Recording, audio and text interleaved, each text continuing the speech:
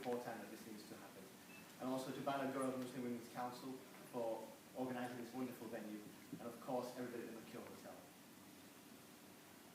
I was asked to say a few words as a young Muslim man as to why I support this campaign. How young are you? 21. Not a day older. For about 10 years. And so I thought, yes, okay, that's correct, and probably be one of the few Muslim men in this room. But I'd like everybody to know that the words that I'm about to say are not just coming from a young Muslim man, but from a British lawyer as well. I think that's also important to me, and I feel it's a religious issue and it's a legal issue as well. I first came across this discrepancy, this inequality, you could call it, when I used to advise a Sharia council here in the north of England on a voluntary basis. The inequality of the situation, it became apparent to me really quickly because you had lots of Muslim women coming into these Sharia councils, and after the process going through to its end stages, the marriage being dissolved from an Islamic point of view, and only learning that the marriage was done from an Islamic point of view just on its own, and there was no civil marriage. As I developed my expertise and experience as a lawyer, I found out that this was not a legal marriage. So you had the situation as Anna has so eloquently put it, where on the drop of a hat, you have a marriage subsisting one night, something happens, and then the next day, or that very same night, the door is locked and the woman is not allowed in. Funny story today, I was drafting this speech, and I gave it to my colleague to type up, and then she came and sat with me in my room, and the first time she told me about what happened in the past. And he told me that this is exactly what happened. And that one day, I was not allowed into the house, and it was pack my bags and off you go the next day. So she said, carry on, and this is fantastic work that you're doing.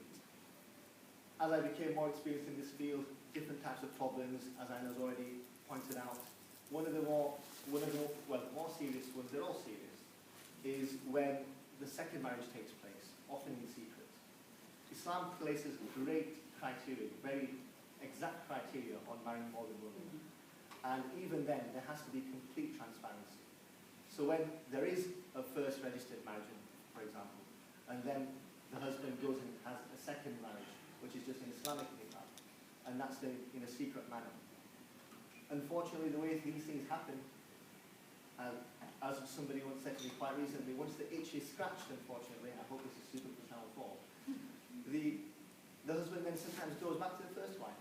So what becomes of the second wife? Well, she's treated as a second-class citizen, and she has no legal rights, and where does she go to if that marriage breaks down as well?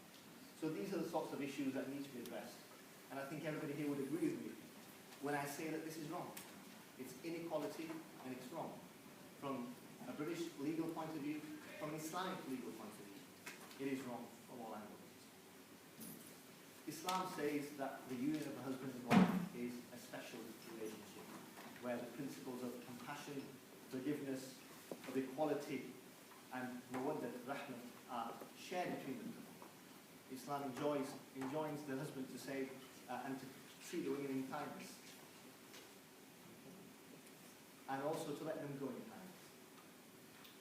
So we have to ask ourselves the question, if this is the theory, then where is the practice?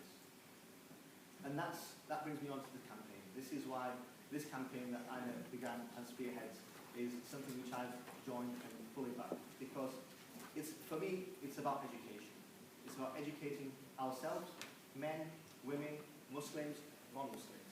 This is something which should apply to all faiths, not just the Muslim faith. That's why it's called the Register Our Marriage campaign. I think if we educate the people, if we educate ourselves, if we change the mindset of the community, we can hopefully change the culture that we operate in. And if we can change the culture that we operate in, then hopefully, just as in this day and age we have in Islamic marriages, for example, where the thinking is that, okay, the rishta or the arrangement has begun, and we need to get the nikah done straight away. Hopefully one day we'll get to a thinking where it's not just the Islamic nikah, that the parents of both parties, and indeed both parties, will say, well, this can only go forward if we have the Islamic nikah and it's registered. So thank you very much. Thank you for listening.